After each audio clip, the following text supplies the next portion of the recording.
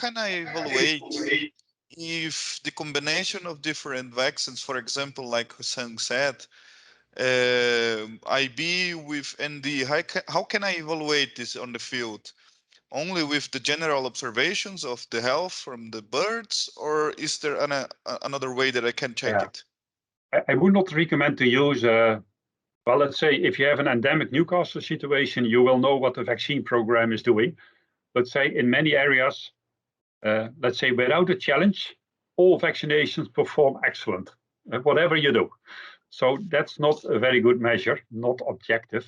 So if you, partly we have serology, but if it's serological test, if for example Newcastle and IB, we always apply them in presence of high maternal-derived antibodies in the hatchery.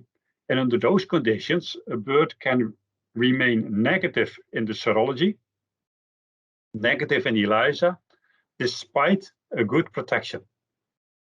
That's if you use high levels of NDA, if you apply the vaccine well, it replicates well, it can induce good protection, but do not expect a lot of antibodies in the blood.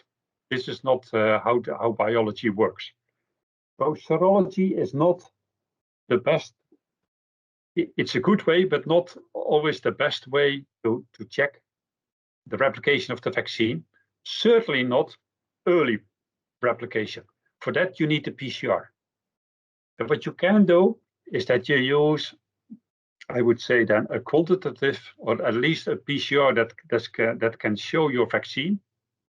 Let's say 1 week after an application of a vaccine, you expect it to be detectable by PCR. So if you use a combination and you can of maybe 3 strains, and you can detect all 3 strains by PCR, maybe 1 week after replication, well, that's a good sign. If one is negative, okay, that can be just one case.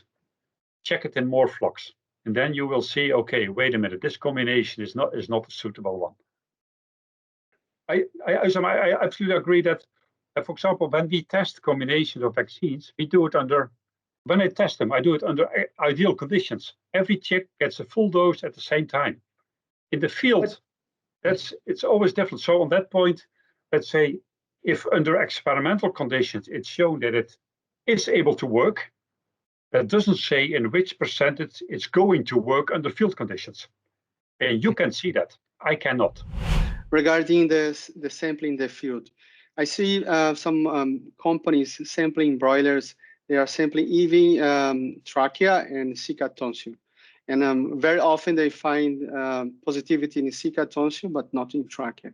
So when you consider this, that the bird has to be positive for 7 days or roughly 10 days after the vaccination, you mean for Zika tonsil, trachea, kidneys, what kind of organ are you considering?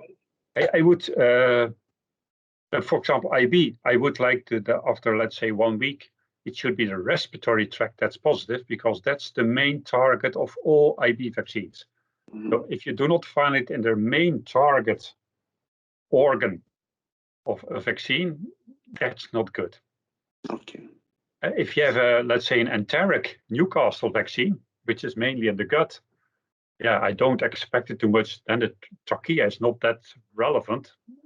At least then the cloaca positive would already be a good sign, but not for IB.